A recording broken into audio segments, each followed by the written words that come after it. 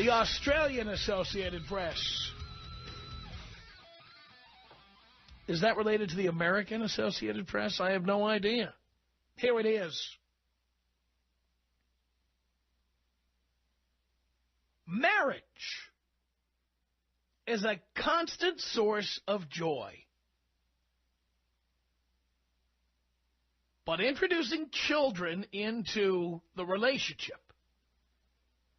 will send your happiness into a downward spiral, a conference has been told. Marriage, money, and children were conventionally considered to be the cornerstone of happiness. But such thinking did not stand up to scientific scrutiny.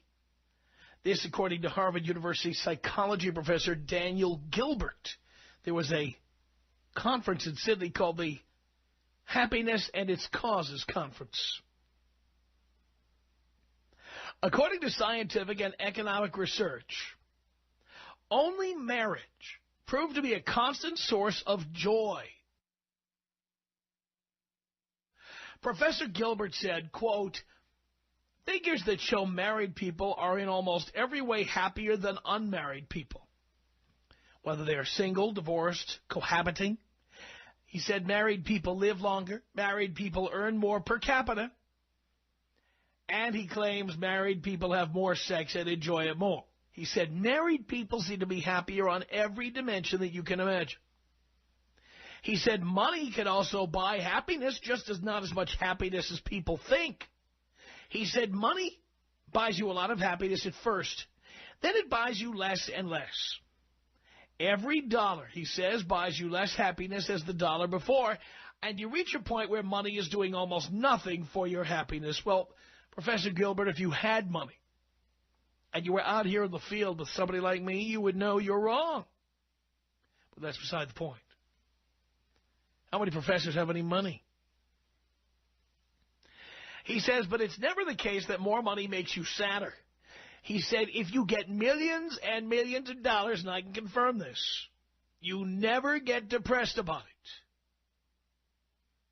And he said, despite the belief that children were the apples of our eyes, they actually had, listen to this, children had a negative impact on happiness. Professor Gilbert said the more kids you had, the sadder you were likely to be.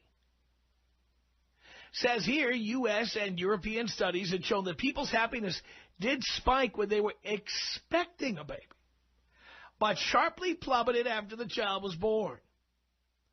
The low point came when children reached the ages of 12 through 16 and recovered only when the children had flown the coop. He said, in reality, children do seem to increase happiness as long as you're expecting them. But as soon as you have them, trouble sets in. He said, people are extremely happy before they have children. And then their happiness goes down. And then it takes another big hit when kids reach adolescence. When does it come back to its original baseline? Oh, said Professor Gilbert, around the time the children grow up and go away. Explaining why these statistics conflicted with most people's view of parenthood, Professor Gilbert made the unusual comparison to buying a pair of Armani socks. He said, when people own Armani socks, they can't stop telling you they are the best socks, the most amazing socks. But I suspect that one of the reasons the people who own Armani socks think they are wonderful is because they've paid $85 for a pair. He said the psychologists tell us that we like things more when we pay for them. What does that sound like? It sounds like children. We pay for them in time, attention, blood, sweat, and tears. What kind of idiots would we be to devote all of that to the rearing of our young if they didn't bring us some happiness? The fact that parenthood crowded out all other things in life could explain why we consider children our greatest source of joy, he said. He said, parents tell me all the time, my child is my greatest source of joy. My reply is, yes. When you only have one source of joy, it's bound to be your greatest. So bottom line in this story is that it's the having children that makes your life miserable when you're married. And having children means happiness plummets. Now, I've been talking to you guys about having kids. I've been talking to you guys about getting married. Most people want to get married and at some point intend to have kids. And this is something you can look forward to.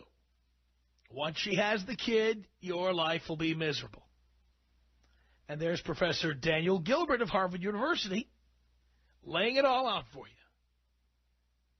One thing I have never regretted, not for a moment, and I'm sitting here now, I will be 52 years old this year. One of the things I have never regretted is not having kids. I never lose a wink of sleep wondering where anybody is, wondering if anybody is having sex, wondering if anybody is getting arrested, wondering if anybody is falling out a window. I don't have to think about it. Where the kids are sticking their fingers in electric sockets or falling into the bathtub with a curling iron. I have never had to think about those things. And life couldn't be better. Couldn't be better. I know many of you who are in denial love to call in and yell at me and tell me how wrong I am and how I'm just making this stuff up. Trust me when I tell you. Not having kids, the best thing I ever did for myself. I love kids, love hanging out with kids, been around kids. Absolutely am crazy about them. I'm crazy about, horses, too. Where I just bought my new home, it's surrounded by horses. Nothing I love better than pulling up to where some horses are gathered near a fence, stopping over, petting them, talking to them. I think it's fantastic. Do I want to clean their stable? No.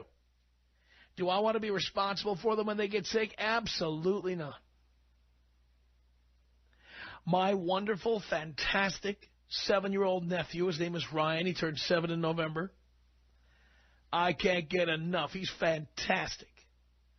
What I like best is that my brother and his wife have to pick him up at school every day, have to drop him off at school. They have to deal with him when he, is a bit cranky, tired. Me, I get the best of Ryan, the best. I'm the visitor. I came from far away. We play video games together. We talk. He shows me his dog.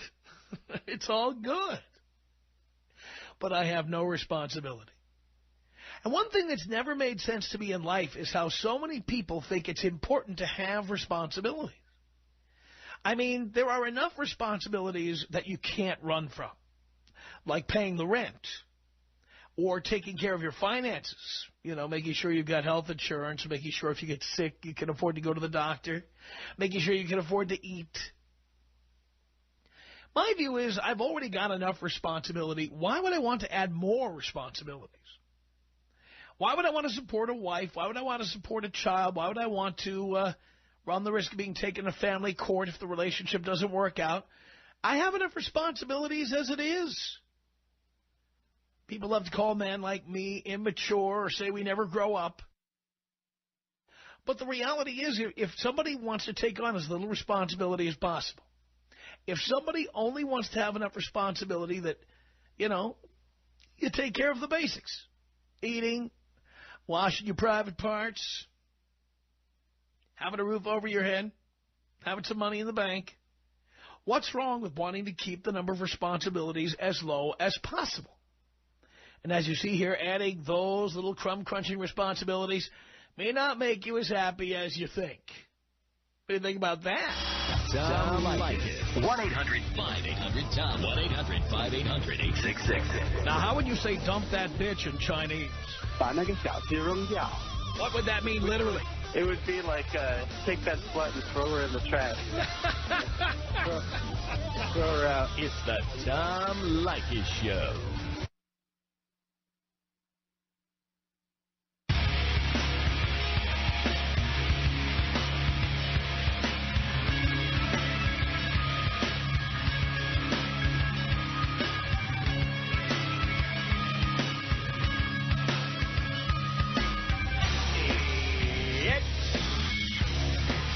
Tom Leykis Show.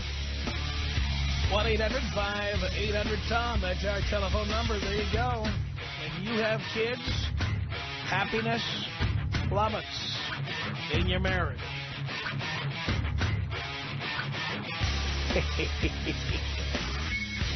Another thing I never did. Holly on the Tom Leykis show. Hello. Hello, Tom.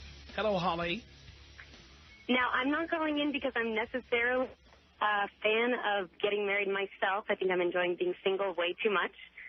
But I do think that for couples that are planning on having children, the best way would be within a marriage relationship. And I think that if everybody had the same mentality that you do, humanity would basically be extinct. But you see, everybody will never have the same opinion that I have and will never do the same thing I did. But if people were smart about it, only the dumb and the poor would procreate, which they will continue to do anyway. Okay, you think only the dumb and the poor would procreate, therefore survival of the fittest is completely reversed. Well, keep in mind, for example, my parents were not Mensa graduates. My dad was not a high school graduate. You know, I got here, became multimillionaire. Having rich, successful parents does not guarantee you'll be rich and successful. But aren't you glad that your parents believed in having kids? I mean, aren't you glad to have an opportunity to live? Well, the point is, am I glad? I wouldn't know the difference if I hadn't been born. Wouldn't know the difference. Okay, but I mean, right? Obviously there has to be something said for, you know, creating another life and giving it a good environment, which is a marriage relationship. I mean, why would I want to do that? Okay, well, if you want to do it, that's a whole other story, and I think you shouldn't get married, especially after everything you've been through. But the reality is, I think there's a lot of people who don't want to do it. They do it because they're pushed into it, or because their parents want to be grandparents, or because their friends are doing it, or because there's a guy who's got a really hot piece of ass and she's going to cut him off if he doesn't marry her. Many of them don't want to get married.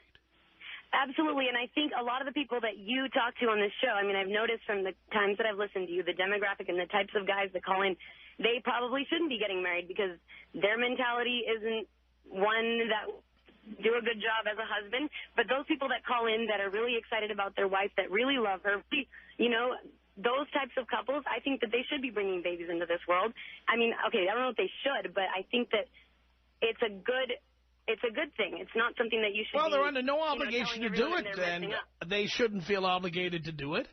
And, in fact, the quality of their marriage and the quality of their life would probably be a lot better. If what? If they didn't have children. But it's such a selfish point of view. I mean, what is selfish about it? Everything people do. I love being single. I see so many of my friends. I'm 26 years old. They're getting married off. You know, they're popping out kids, and that's all they talk about now. Oh, she's walking, this and that. And I'm not ready for that. Absolutely not. But I see them, and I think, you know what, that's something that makes them happy, and more power to them. You know, I don't think you should necessarily be preaching against it as something. I'm just saying, why do it unless you have a gun to your head? What do you mean unless you have a gun to your head? Well, you know, there's some guys who just want to keep getting that great piece of ass, and in order to get it, the price of admission is reproducing. But you really think that? You really think Oh, that, yes. I talk to those guys. I talk to those guys all the time. Okay, I believe you. Like you always say, that there's the exception to the rule, but there are men that really love their wives, want to bring a child into the world with. Well, there are men who love their wives. There are also men who jump off a 40-story building and survive. There are men who've done that. Tom. I'm sorry? 40 stories is pretty high. Some have survived. But that doesn't mean everybody should go up to the 40th floor. But do you agree with me at least when I say that when a man is in love with a woman and wants to bring a child into the world, there's nothing wrong with that? Put it this way. If a man wants to do that, he should remember that getting married will be much more costly than not getting married. And there's no benefit to the man to get married. So even if there's a prenup and they're planning on having a kid on purpose, not because someone slipped up, you still don't think marriage should ever be considered? That man does not gain anything from it.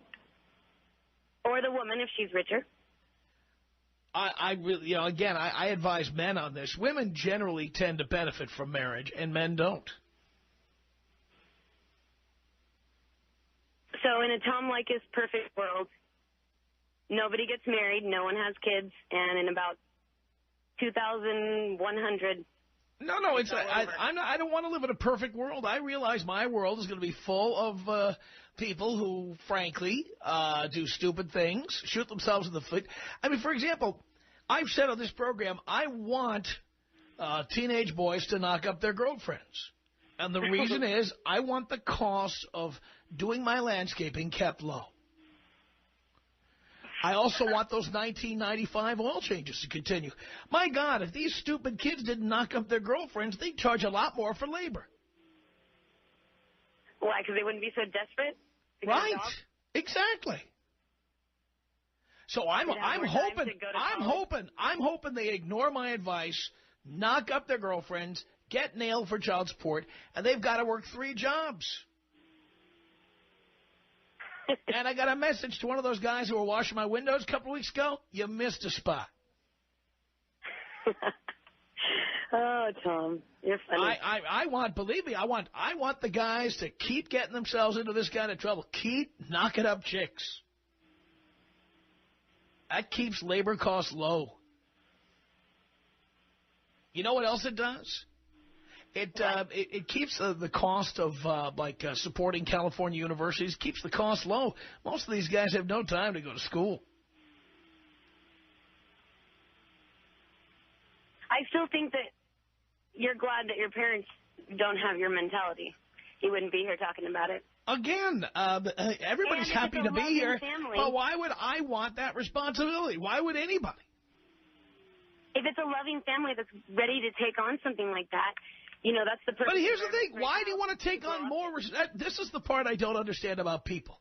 Why take on more responsibility? Most people can't handle the responsibilities they already have. Like I said, I've never felt it myself, but I've seen couples that they're just so excited to have a baby, and maybe when But the thing is, many of them haven't lived with it any period of time. Didn't you hear what that story said? I just read to you quotes from a Harvard professor. Yes, I did. Who studied this subject. Everybody's happy when they're pregnant. Everybody's happy when they're having the baby. Everybody. But after you have the baby, happiness drops off a cliff. Tom. Huh? Postpartum depression. Fine. Who wants to go through that? I have no idea. That's the only that's my time point. I wish I was a man. Are you kidding me? But you don't have to be a man. Just don't have a prepartum getting knocked up, and then you don't have a postpartum anything. I still haven't decided if I want to have kids. I probably won't. I'm just saying for those, they're out there, and I see they're genuine. They really are excited about it. So I just don't think there's anything wrong with that. As long as they're smart about it, they're with someone in a committed relationship. What does that even mean these days, being in a committed relationship? Half of all marriages end in divorce. What about the other half? Well, out of the other half, there's a number of people who are miserable and don't get out of the marriage because the sake of the kids, cost of a divorce, religious reasons, the stigma of getting divorced. So you have to admit, more than half the people who get married are not happy about it. I don't really know why they do it either. But, I mean, my parents have been married for 55 years. But did I go out and buy tickets the next week after I met him? No, but, Tom, I mean, you're saying, you're acting like it's 1 in a million when you just said it, 50% in divorce, which means 50% end in marriage. Yes, I mean, don't end in marriage. They don't end. And, yes, you're saying some of them are miserable. I'd be willing to bet that not as many as you think are miserable. All it has to be is more than half, and that's too many for me. All right. Well. And then not having children? Are you kidding me? Let me tell you what I'm about to do. While others are planning their Disney cruises for the summer, or planning their week at Legoland down there in the suburbs of San Diego, I am planning 2 weeks in France, a week in Paris, and then I'm going to get on a train and I'm going to go to Beaune, which is in the center of Burgundy. And I'm going to spend 8 days between Burgundy and Champagne. And those are not brand names of beverages. Those are places. I'm going to do a tasting at Dom Perignon, a vertical tasting. So while others are deciding whether they want the Captain Crunch chicken for breakfast or the Cheerios, I'm going to be eating foie gras, and I'm going to be drinking some of the finest wines man has ever known. By yourself? If I do it right. Really? So you'd prefer to have all those memories and experiences alone? Darling, I can have plenty of memories and experiences without paying thousands of dollars for someone to enjoy them with me. I thought that's what you said you do, though, with all the hot chicks that you have to pay. You know, you have to be rich to have them next to you. But that's my point. The trick is you take your vacations alone. You go to the great restaurants with buddies. Sometimes I go on vacation with friends of mine. We all go at the same time to the same place. 15 of us went to the Napa Valley a few years ago. But why would I want to spend thousands of dollars on some chick who I won't even be with in a year or two or three? I don't know, how many times did you do that with all your ex-wives? I guess you have learned, huh? I have learned. And now, if I want to bang a chick, I'll say, well, I'll talk to you when I get back from my vacation. This is the thing, Tom. I'm more of the mentality that, like, whatever works for you. Like, that works for you, and the girls that you get with that technique or whatever you call it, that works for them. So it's perfect. You guys deserve each other. It works for many. But on the same note, couples that really care about each other and want to bring a child into the world, there's a place for them, too. I think and as we have found on this program over the years, in many cases you have a woman who wants to bring a child into the world and a man who doesn't like confrontation. Well, men need to get some balls. Because if I ever want to have a kid, I want my husband to let me know if he wanted, if he didn't want one, I'd want to know that. But many times men just get sick and tired of the arguing and they just give in. What is the deal with that? That's what's going on out there. And these guys call me, so I know it's happening. All right, darling, anyway, I'm going to move on, but I thank you very much for the call. It's 1-800-5800-TOM. That's our telephone number. Let's say hello here to Sarah on the Tom Leykis show. Hey, Tom. Great topic. How are you today? Doing great. Okay. So here's the thing. I think people should stop popping out children when they're not ready for it, when they cannot be responsible to give them efficient education, raise them correctly, and because it's just going to be problematic. And, I'm 27, and most people around me, usually by this age, have children, they're married, blah, blah, blah, but, it's one of those, I think having children is like a kind of a, how should I explain it? It's a selfish act. People like to have a little miniature of themselves. I mean, it's a nice gesture in a way. Kids are cute and everything, but seriously, there are way too many irresponsible parents out there, and I think people should really give it a second thought before having children. So, plus, when you have children, you cannot have the financial freedom to have as much of a great, for instance, if you want to travel, I see these people who travel with children. They have to stay at, like, crappy places, or it's just you have to cut back a lot in life. So I agree with you 100%.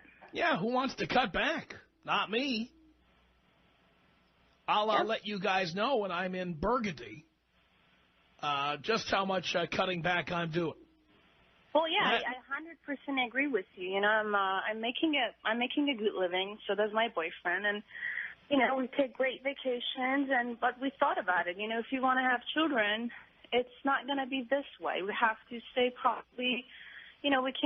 We wouldn't be able to afford to, stay at Four Seasons. We probably have to stay at, a cheaper place because there would be kids involved, and it wouldn't be as fun. And it's just going to be a total different lifestyle, and it's a personal preference. Some people like that. But, it's just, again, having children is a huge huge responsibility. People really underestimate how important it is to raise a child correctly. So that's all I have to say about it, and totally agree with you. Keep up the good work. Sarah, thank you very much for the call. Tom Leykis. 1-800-5800-TOM. 1-800-5800-866. Man, you know, you need to exterminate this broad on the line, man, because all I'm hearing is, oh, run off, man. She's the kind of chick that you talk about all the time, man. It's the Tom Leykis Show.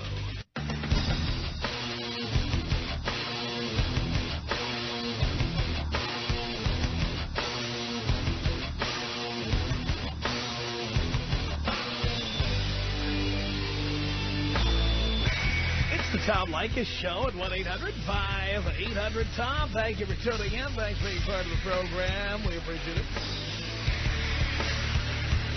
Yes, a professor from Harvard University now saying that when you're married, oh, you're happy till you get pregnant. And then you're happy about that, too, but once the baby is born, happiness plummets. 1-800-5800-TOM. That's our telephone number. It's Clark on the Tom Leykis Show. Hello, Clark. Hello, Tom. Yes. I should say son. Yes, indeed. Generally, Tom, I agree with most of the things you profess. But I have to disagree on the last two issues you've brought up. One is wine. I think the best wine in the world is made in Northern California. I think Northern California has great wine, but it's not the only wine. Well, it's not the only wine, but I think it's the best.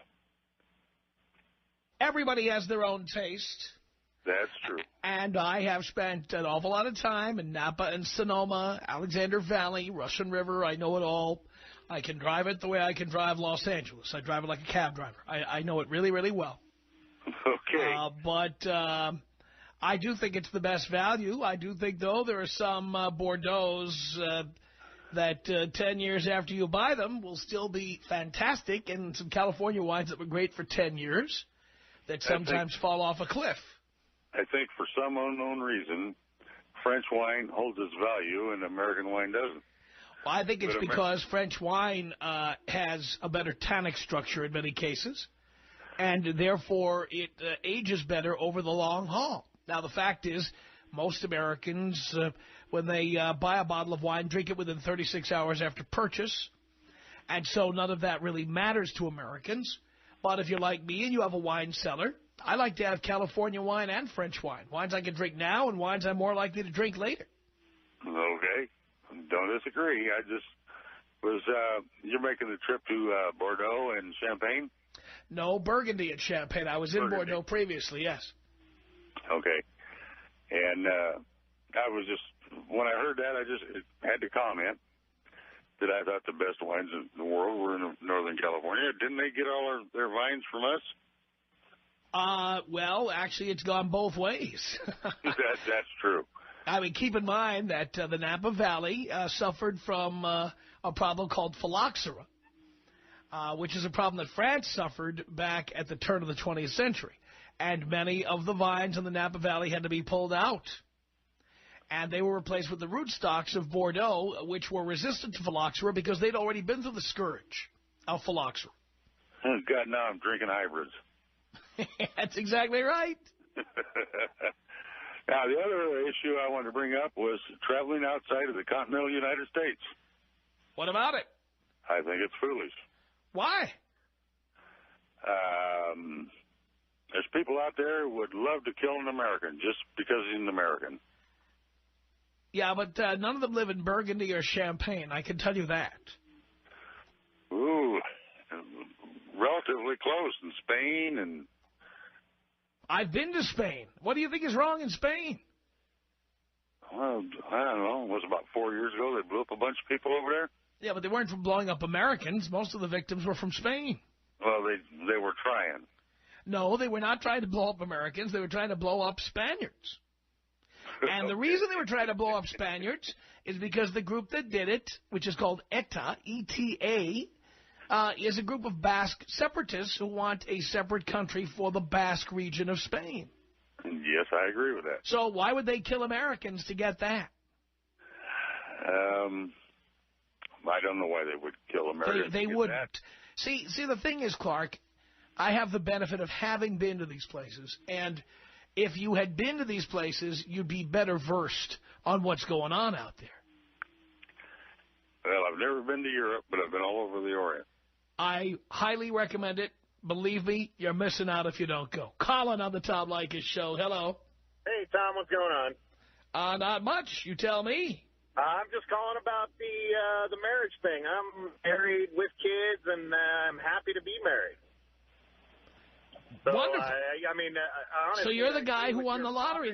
You're the guy who won the lottery. That's fantastic. Hey, I agree. I can be considered an exception because I see all this other, stuff going on around me.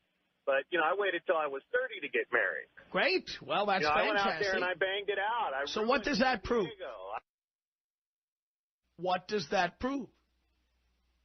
That proves that, marriage works, man. I'm happy. I guess you also believe that someone's going to win the Irish sweepstakes. Someone will win. It just probably won't be you. No. I mean, we wouldn't be where we are as a society today without marriage.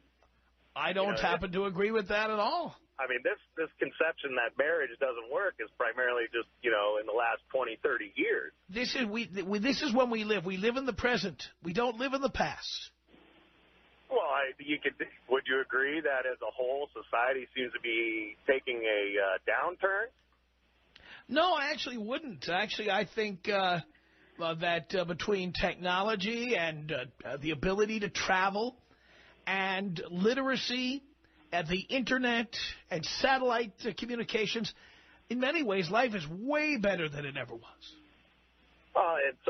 Sure, there are exceptions, as you would say. Those are not exceptions. With all these, these child rapists and the teachers and all this crap going on, I mean, you got to agree that there's been some breakdown in society where general decency is not. I happen to believe stuff like that always happened. I believe that because of technology now, whether it be people with a cell phone camera making videos and posting them to YouTube, or the news media of cable TV and the Internet and what have you, I think you're more likely to find out about stuff that's going on that was once kept a deep, dark secret. Yeah, I agree with you on that aspect because the only way they sell news nowadays is from horror stores. They don't sell news on good, feel-good stories. They never did. They never did. The New York Daily News, sometime before 1920, sold the most copies ever by having front-page photographs of an execution. Right. So this is not a new phenomenon. And if you knew about the history of the news media, you would know that that's what the news media have always done. William Randolph Hearst, the famous publisher upon whom the movie Citizen Kane was based, right? He personally is cited as the reason for the start of the Spanish-American War. So if you think this is some new phenomenon that the news media are reporting negative news and that's what makes people buy a newspaper or watch TV, guess again.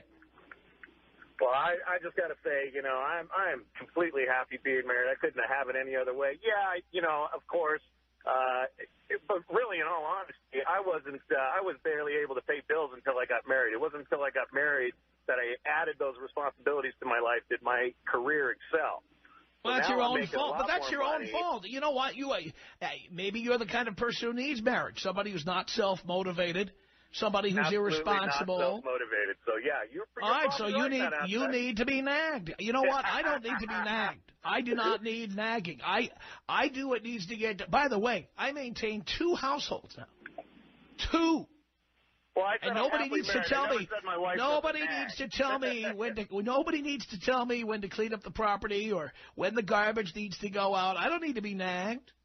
You don't need to brag, man. And the reason I can afford 2 pieces of real estate is because I don't have to give half of everything I make to some chick who's going to spend it at Starbucks and I'm buying a new SUV every 2 years. Oh, yeah, I had to redo my kitchen this weekend. Well, there you go. You're making my point for me. No. You make a lot of great points, but I'm just saying, you know, in general, I think marriage, you just can't generalize it and say it's terrible overall. There are exceptions to the rule. Even a broken clock is right twice a day. Of yeah, course, there are some good points. Well, thanks, Tom. I appreciate the time. I won't take anybody more with the good feel good, but take me out Kobe style, please. I'll take you out Kobe style. Here you go. This is about us. She's so special to me. Yeah, it beats in my heart. Yeah, the air I breathe. She's so special to me. You know, these people who call here, they say, well, I'm happily married, so therefore marriage is a good thing. You ever hear somebody say, well, I know lots of people get addicted to heroin, but I can quit at any time. Yes, I know cocaine is a terribly addictive habit, but guess what? Sometimes I use it and sometimes I don't. I mean, the fact that something is good for an individual does not mean it's good for the majority of us. And I guess, yes, marriage is good for unmotivated individuals who need to be nagged and need to be feeling like they're in boot camp all the time. I guess people like you need to be married. I'm not one of them. 1-800-5800-TOM. This is Mario on the Tom Leykis Show. Hello. How are you, Tom? I'm great. Good. I guess in your words, in your point of view, here's another lotto winner. I believe this is all about maturity and being able to receive and give love. You know, it has nothing to do with... No. Stop right there. Stop right there. It has nothing to do with maturity. It has to do with everybody has the things the way they want them in life. And the fact that I like having a life without having to answer to all these other people does not make me less mature than you. All right. And let me just say this, that I think the problem here, the second thing I was saying is that it also has to do with being able to receive and give love, of which, unfortunately, I believe you can't. Oh, I can receive and give love. I just don't have to sign a contract to do it. No, I'm not talking about signing. You have to sign a contract. You have to sign your life away in order to get love. No. You see, I see it from a completely different perspective. Here's somebody who can't get love unless he agrees to pay a woman. Look, Tom, you reject women. I do not reject women. Well, you reject women in the sense that you feel that they're not, someone does not have to marry a person. That's correct. That's not a rejection of women. That's saying I don't have to sign a contract and turn over half of my income in order to find love. Okay, but you don't want to commit either, right? I can be committed without signing a contract. Okay, but you can't be committed because you just want to... There's no need to be... By the way, there is no need to be committed. There's no need. Why does a man need to be committed? You were married 4 times, okay? Right. I don't know what type of person or a brain you have that you couldn't see that the first time you couldn't... Well, it doesn't matter. Doesn't matter. Doesn't matter. Doesn't matter now that I've learned my lesson. I will never sign over a portion of my income to anyone else ever again. Our email address is my name. It's Tom@blowmeuptom.com. The Tom Leykis Show.